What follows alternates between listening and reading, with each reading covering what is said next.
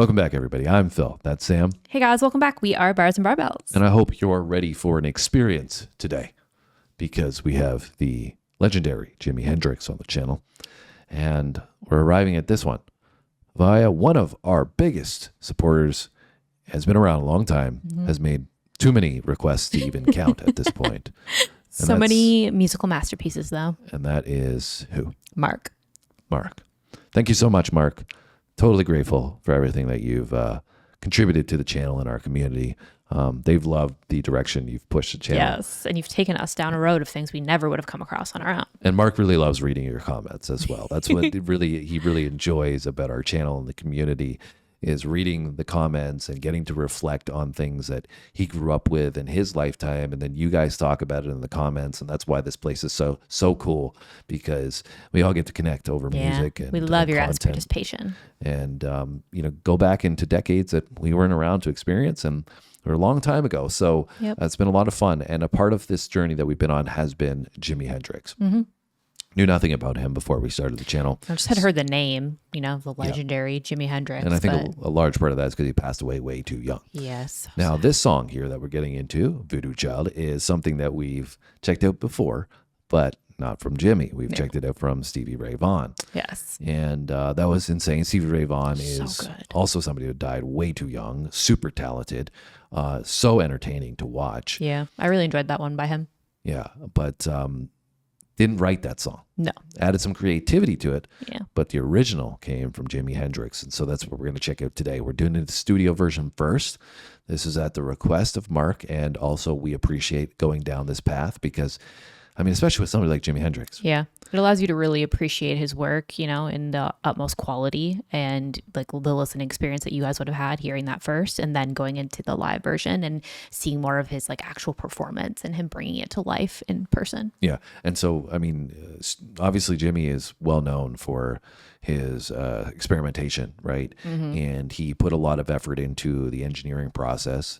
He produced it, he wrote it, and performed it. So getting to the studio version, I think, allows us to connect with the music auditory side of things. Yeah. And then we go into the live version later. He's already requested that. He's already put that in already at this point. So we're going to come back to it in the future. He was also saying that the studio and the live versions are a little bit different too, with like the pacing and stuff of the song. So like to start here and then move into the live version after. Yeah. So anyways, also should mention that in Mark's view, Electric Ladyland is the best double album of all time and one of the best albums of all time. So big fan is Mark of Jimi Hendrix. So let's see what he's going to bring to the table with the original version of Voodoo Child. Let's do it.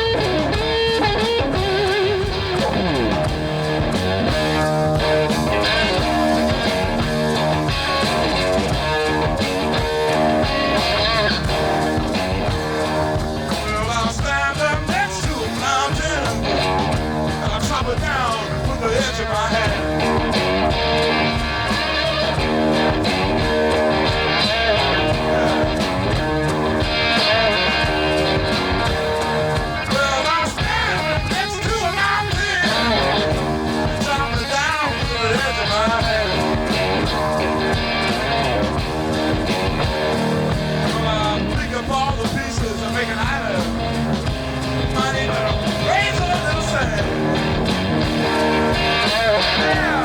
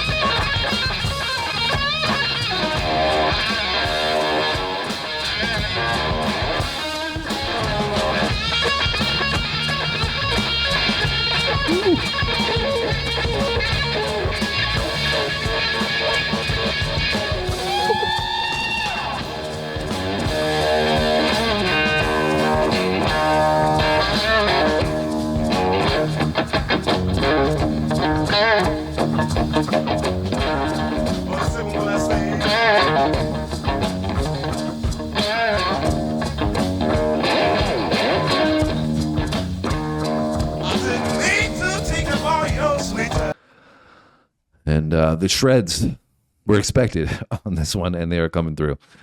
So clean, man. Everything just sounds so smooth. I mean, it's one thing to come in and, show that you can absolutely torch, a track, but it's really, you can tell that if I could go back in time and watch him in the studio or something like that, I would get the vibe that he would be a perfectionist. Yeah. That everything would need to be, crisp and top tier, whether it was the production or the songwriting or, in this case. It's his art. Yeah.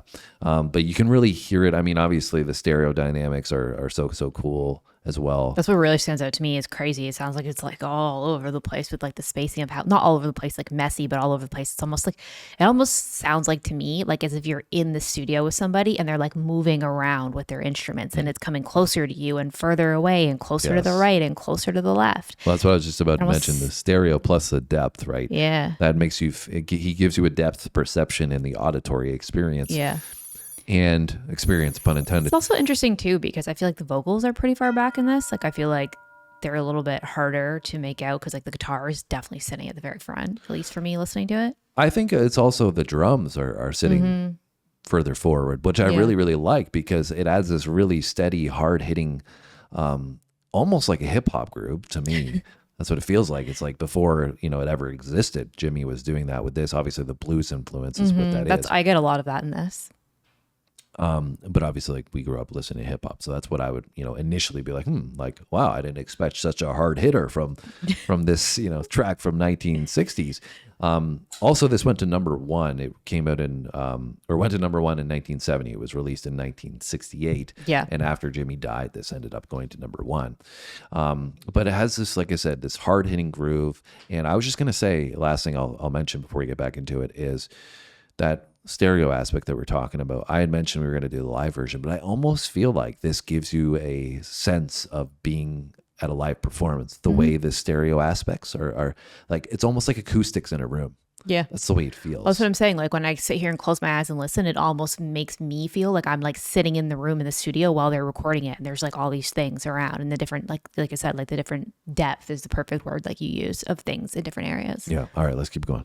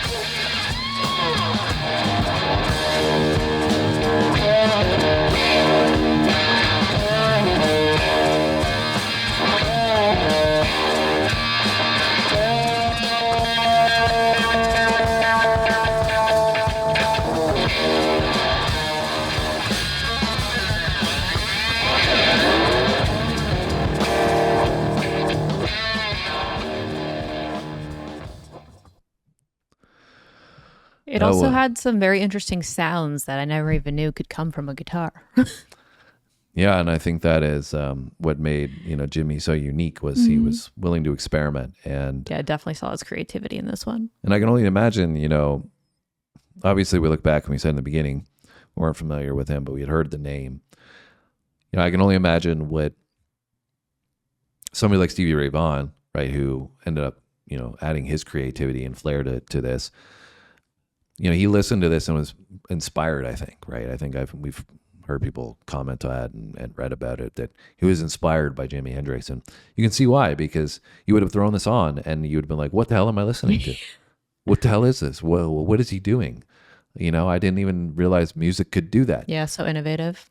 And yeah, innovator is what I think probably summarizes Jimmy very, very well. So really cool experience. And, it just, I think even we said halfway, through stereodynamics, depth, all of that, but it continued to expand as the track continued. Yeah.